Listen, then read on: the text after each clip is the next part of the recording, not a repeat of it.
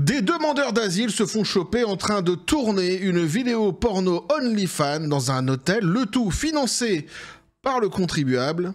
On voit ça ensemble.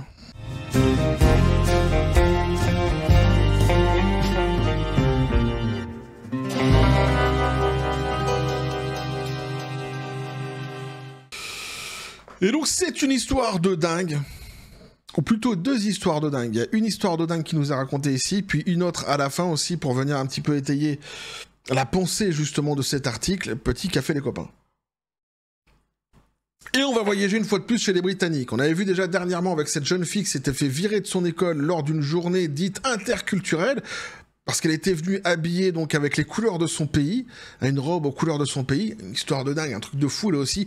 Si t'as pas suivi le délire, je t'invite à aller voir la vidéo sur ce même sujet, donc qui est sorti il y a quelques jours de cela. Ici donc on est une fois de plus chez les Britanniques et quelque part c'est un petit peu un laboratoire, tu vois, l'Angleterre, parce qu'il y a une espèce comme ça de frontière imaginaire entre les États-Unis et la France qui est tenue par l'Angleterre. Tout ce qui se diffuse de pire ou de mieux aussi, mais surtout de pire des États-Unis, souvent tu vois ça finit par se distiller en France, mais en passant ce fameux barrage, cette fameuse frontière anglaise. C'est-à-dire que si ça s'installe de manière durable en Angleterre, très souvent ça finit par arriver en France. Et on va se rendre compte qu'en plus, ici, l'histoire est totalement transposable. Parce que finalement, dans leur façon d'accueillir, eh bien, ici, donc, les demandeurs d'asile, puisque c'est de cela dont il sera question, on peut directement, en fait, penser aussi au fonctionnement français. Enfin, tu vas voir, histoire complètement folle, on nous dit « Des demandeurs d'asile, tiens-toi bien, surpris en train de tourner un film sexuel pour OnlyFans dans un hôtel pour migrants d'une ville balnéaire britannique. » Ouais. Et alors attention, parce que c'est pas fait de briques et de broc. Hein, c'est pas fait avec un petit smartphone d'un côté comme ça. Non, non, non, non. Le personnel aurait découvert un dispositif complet comprenant une caméra sur un trépied au bout du lit et des jouets sexuels. Au niveau du financement, ils sont quand même pas mal. Hein, pour des demandeurs d'asile, putain. C'est juste un truc de dingue. Matériel professionnel. Des demandeurs d'asile auraient été surpris en train de tourner une vidéo à caractère sexuel sur OnlyFans dans un hôtel pour demandeurs d'asile financé par les contribuables. Eh ouais, the cherry on the cake, évidemment. Le personnel aurait surpris le couple lors d'une inspection de routine. Ils auraient découvert un véritable dispositif comprenant une caméra sur un trépied, sur un trépied au pied du lit, et des sextoys, donc hein, il semblerait que ce ne soit pas un cas isolé, c'est même pas un cas isolé, tu vois, c'est pas les seuls à faire ça, et que le couple exploitait une activité pornographique illégale. Extraordinaire. L'hôtel métropole de Blackpool, datant du XVIIIe siècle, a hébergé des centaines d'immigrants depuis 2021, et tout ça payé par le contribuable. Pour qu'ils fassent leur film porno. Pour OnlyFans. Il semblerait que la seule sanction, alors ça c'est génial, la seule sanction infligée à l'homme impliqué était donc son transfert vers un autre site. C'est-à-dire que la seule sanction qu'il a eue pour ça, le type, on nous parle quand même ici de pornographie illégale, activité de pornographie illégale, etc. Le type, en fait, c'est un demandeur d'asile, il fait du OnlyFans, du porno payé par le contribuable. Zéro respect pour le pays, zéro respect pour la population.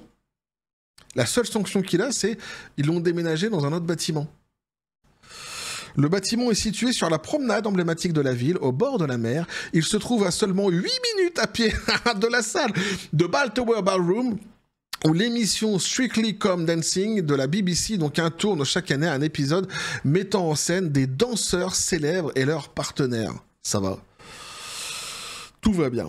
L'homme était nu, avec juste une serviette autour de lui, lorsqu'il a ouvert la porte, a déclaré un ancien manager au Sun. Elle portait des lingeries sexy allongées sur le lit. Il avait une caméra vidéo installée sur un trépied et la pièce était jonchée de sextoys et de menottes. Il nous a dit qu'il filmait pour diffuser la vidéo sur OnlyFans.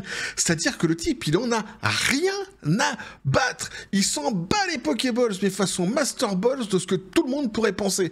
Inspection dans sa chambre d'hôtel qu'il ne paye pas. Tout ce qu'il a, c'est payé par le contribuable. Et le type, en fait, c'est non, mais vous êtes gentil, mais en fait, cassez-vous vite parce que là, vous faites votre inspection, faites vite. Nous, on tourne à OnlyFans. Là, il y a du professionnel, là, les copains. Là, moi, à un moment donné, je vais pas rester comme ça toute la journée. Comprenez bien. C'est juste un truc de fou. C'est juste un truc de fou. Il essaye même pas de s'en cacher ni rien, tu sais. Un porte-parole du ministère de l'Intérieur a déclaré donc que ce sont des allégations terribles sur lesquelles nous enquêtons. De toute urgence, oui, bien sûr. Bien que la plupart des gens respectent les règles, nos entrepreneurs doivent maintenir l'ordre et signaler immédiatement tout problème. Les cas de travail illégal, donc notamment en ligne, de comportement antisocial ou de manquement aux mesures de protection, peuvent entraîner une réduction des aides. Une réduction des aides. Le gouvernement s'est engagé à mettre fin au recours aux hôtels d'asile d'ici la prochaine législature. Dans le même temps, un homme a été accusé de troubles violents et de dommages criminels à la suite d'affrontements devant un hôtel de l'Essex qui abritait des demandeurs d'asile. 8 policiers ont été blessés à la suite de ce qui avait commencé comme une manifestation pacifique devant l'hôtel Bell à Epping jeudi soir. Keith Silk, 33 ans, à Torrington Drive, Loughton, a été arrêté samedi, a déclaré la police d'Essex. C'est pas la police d'Essex, hein, la police d'Essex. D''Essex. Alors, les coûts donc de l'asile au Royaume-Uni devraient absorber 1/5 du budget d'aide réduit du gouvernement, ne laissant que 0,24% du revenu national brut pour le développement mondial, a averti un organisme de surveillance. Selon un accord de la Commission indépendante pour l'impact de l'aide, environ 1,8 milliard de livres sterling sur les 8,9 milliards de livres sterling prévus pour l'aide à l'étranger pourraient être consacrés au soutien des réfugiés et des demandeurs d'asile en Grande-Bretagne en 2027 et 2028. Voilà ce que pouvait nous dire l'article les copains ici, c'est juste une histoire de dingue.